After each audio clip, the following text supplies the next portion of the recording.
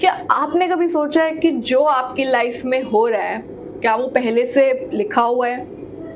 अगर सब कुछ पहले से लिखा हुआ है तो हम मेहनत कर ही क्यों रहे हैं? और अगर हमारे डिसीजंस से सब कुछ होने वाला है तो फिर ये कुंडली, ग्रह, दशा, ये सब क्या है?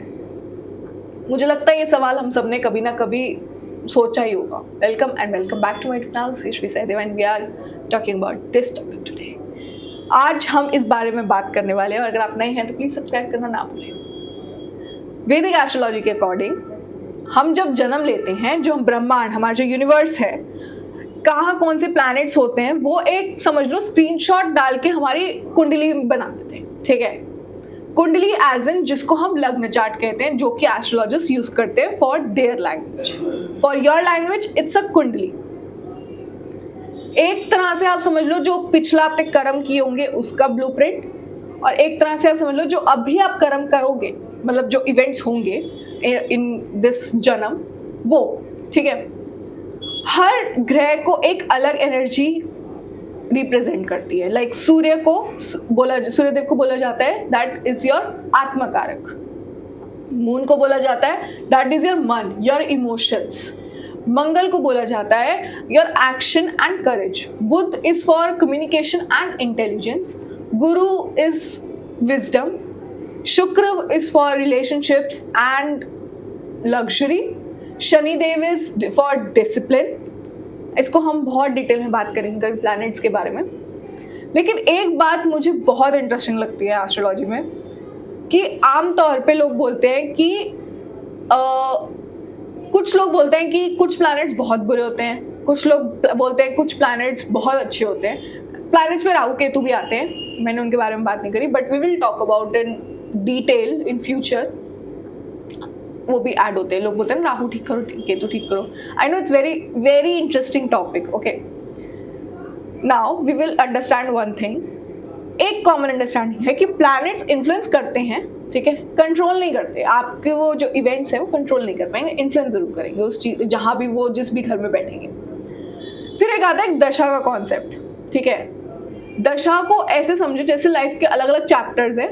कभी करियर का चैप्टर, कभी स्ट्रगल का चैप्टर, कभी ग्रोथ का चैप्टर, कभी रिलेशनशिप्स का चैप्टर। ठीक है, लेकिन चैप्टर का टाइटल लिखा होता है दशा, विच इज वी कॉल दशा। शनि की दशा चल रही है, लोगों को सुना होगा आपने कभी, उन्होंने वो बोल रहे होंगे नहीं मेरी शुक्र की दशा चल रही है, मेरी ये दशा चल रही है, मेरी वो दशा चल रही है, मेरी 7.5 चल रही है। We have different type of chapters. Vedic sorry that's not the topic. तो उस हिसाब से आपके चैप्टर्स चलते हैं। किसी की शादी होगी तो फिर उसके हिसाब से वो अलग दशा चल रही होगी। We will talk about it, I have just. ठीक है, तो अब जब ये दशाएं जब चल रही हैं तो हम इतनी मेहनत कर ही क्यों रहे हैं? हमें बोला गया बचपन से कि कर्म करते जाओ, फल की चिंता ना करो। कर्म हम कर रहे हैं, पर ये सब तो चीजें लिखी हुई है। शादी लिखी हुई है, करियर में ये करियर चूज करना है, लिखा हुआ है। बिजनेस सूट करेगा, ये लिखा हुआ है। किसी को शादी डिले होगी, ये सब लिखा हुआ है। तो हम इतनी मेहनत क्यों कर रहे हैं? हम किसी का स्पाउस ढूंढने में क्यों मेहनत कर रहे हैं? Valid question. पर हमारे पास कुछ फ्री विल्स होती है। इवेंट्स होंगे, पर उस चीज को आप कैसे हैंडल करोगे वो हमारी फ्री विल है। सपोज XYZ इंसान के साथ आपने शादी कर तो ली, लेकिन आपके पास ये फ्री विल है कि आप उस बंदे के साथ कैसे शादी निभाओगे। कुछ लोग बोलते हैं कि हमारे गुण मिल गए, लेकिन एट द एंड वो डिवोर्स हो जाता है उनका। वो आपके पास फ्री विल थी कि आप आराम से उस शादी को निभा सकते हो, पर आपने वो फ्री विल छोड़ दी। उन्होंने बोला कि ये सब हो सकता है। कुछ लोग बोलेंगे कि मैं तो अमीर बनने वाला हूँ, मेरी कुंडली में लिखा है, पर उसके लिए मेहनत तो करनी पड़ेगी। राजयोग अगर लिखा हुआ है तो उसके लिए मेहनत तो करनी ही पड़ेगी आपको एट द एंड। ऐसे तो आपको नहीं मिलने वाला। That is why we have that concept karma. Yes, कर्म हमारे पास 3 टाइप के होते हैं। We will talk about in very detail. एक इंस्टेंट कर्म होता है। कुछ लोग होते हैं कि पिछले से पिछले पता नहीं कौन से जन्म का इवेंट किया होगा हमने, किसी का बुरा किया होगा, किसी का अच्छा किया होगा, उसके कर्म हमने आज भोग रहे हैं। अभी आपने किसी के साथ बुरा कर लिया, अच्छा कर लिया, 400 रुपए आपने किसी के ले लिए, अब आपको ही नुकसान हो गया बाद में जाके, क्योंकि आपने उसको वापस नहीं दिया उसी टाइम। मैं ये कहती हूँ कि जब भी आप लंगर खाते हो बाहर, मेक श्योर कि आप उसको रिटर्न भी करो, नॉट पैसा या फिर उसको, क्योंकि आप लोग, कुछ लोगों का माइंडसेट होता है एनर्जी एक्सचेंज करना, और कुछ लोगों का माइंडसेट होता है कि आप उनके कर्म ले रहे हो। वो तो अच्छा कर रहे हैं आपको पानी पिला के, लेकिन आप उनके लिए क्या कर रहे हो? सो मैं ये कर्म की बात कर रही हूँ कि कर्म जो है हमारे पास 3 टाइप के होते हैं, जो मैंने आपको बताया। आप बस, मेरा ये मोटिव है इस कर्म को टॉपिक के थोड़ा एंड लाने में, कि आप किसी का कर्म मत लो गाइस। अगर आप किसी का डेट ले रहे हो उसी टाइम वापस करो। किसी का अच्छा कर रहे हो तो इस इंटेंशन के साथ मत अच्छा करो कि मेरे साथ भी अच्छा होगा। Just do it and don't expect कि वो आपके इन रिटर्न में आपको वो चीज अच्छी हो सकती है, क्योंकि क्या पता आपको इस जन्म में नहीं, दूसरे जन्म में, या फिर पता नहीं 100 जन्मों के बाद आपको अच्छा मिल जाए। डोंट एक्सपेक्ट, ठीक है? अच्छे कर्म, बुरे कर्म, we have a free will.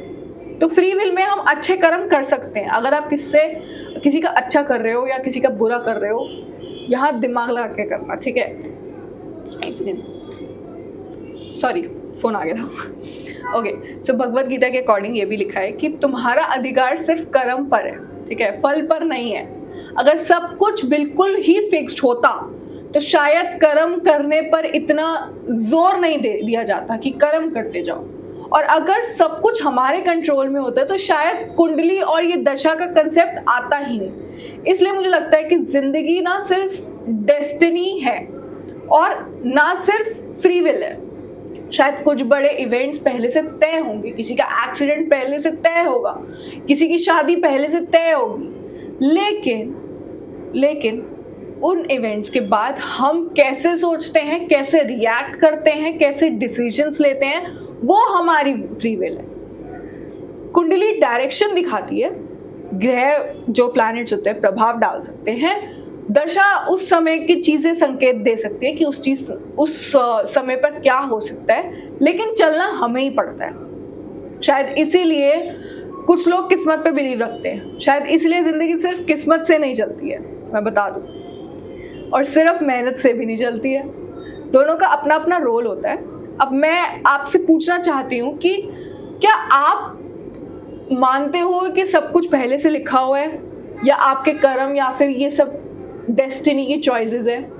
अगर डेस्टिनी शुरू से लिखी हुई है तो अपनी comment down please. And also I have one topic about this, कि जैसे मैंने बोला शुरू में कि जब आप पैदा होते हो तो आप उस कर्म जो भी आपने पहले से किए होंगे वो आपको इस जन्म में मिल जाएंगे, या फिर जो इवेंट्स होंगे। अब अगर ट्विन्स सेम ही उसमें पैदा हुए हैं टाइमिंग पे, तो जो स्क्रीनशॉट लिया है भगवान जी ने, जो फोटो खींची है, जिसको हम लग्न चार्ट के में और कुंडली में बोल रहे हैं, तो ट्विन्स की लाइफ क्यों सेम नहीं होती? ट्विन्स के कर्म क्यों नहीं सेम होते? A big question. यस, क्यों नहीं होते? क्योंकि क्या होता है ना, उस बंदे के कर्म और जो भी नेक्स्ट जो बच्चा आया है, 2 बच्चों के कर्म अलग होते हैं, उनकी सोच अलग होती है। चाहे प्लैनेट्स की पोजीशन सेम हो, चाहे लग्न सेम हो, लेकिन उस इंसान का जो भी, अगर ए और बी के इंसान के कर्म है, जो पिछले कर्म आए हैं, और कुछ के पिछले, एक बहुत ग्रोथ कर लेगा, एक स्ट्रगल ही करता रह जाएगा। क्यों? क्योंकि कर्म, फ्री विल। इस बच्चे की शादी, इस लव मैरिज लिखी है, इसकी अरेंज मैरिज लिखी है, हो गई शादी, कैसे होगी? Free will. कैसे निभाओगे? Free will. फाइनेंसेस आ गए, फ्री विल। कोई बीमारी हो गई, फ्री विल। कैसे मैनेज करोगे? कुछ लोग हार मान जाएंगे कि भाई हमारी शादी में तो डिवोर्स लिखा ही है, हमारी कुंडली में डिवोर्स लिखा ही है। You have the free will guys, you have to maintain the relationship, you can just manage. आप उस चीज को ठीक कर सकते हो। तभी हमारे जो कुंडली है, हमारे जो लग्न है, उसमें कुछ ग्रह है, कुछ घर हैं, हाउसेस जैसे हम कहते हैं, 12 घर में से, वो हमारे पास फ्री विल के हैं, फ्री विल के नाम पे हैं। So yes guys, this is it for today and we will see you in the next video. और इसके बारे में बहुत डिटेल में बात करेंगे, बहुत ज़्यादा, क्योंकि ये टॉपिक बहुत अच्छा है and I just wanted to just put it down on a YouTube channel. So we'll see you in the next video. Thank you for watching, guys.